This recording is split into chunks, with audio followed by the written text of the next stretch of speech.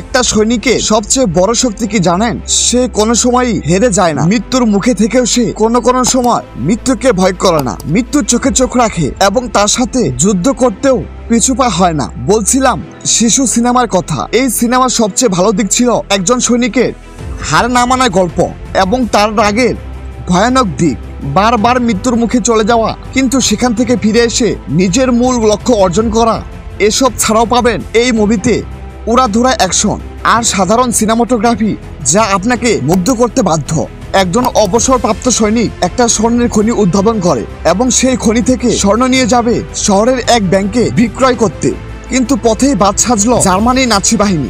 তাদের কাছ থেকে কি সহজে ছেড়ে দেবে সে? সিনেমার যে দিকটি আপনার সবচেয়ে ভালো লাগবে তা হলো একজন অবসরপ্রাপ্ত সৈনিক জার্মানি নাৎসি বাহিনীকে যে পরিমাণ নাকানি চোবানি খাওয়ালো, এটা অসাধারণ ছিল।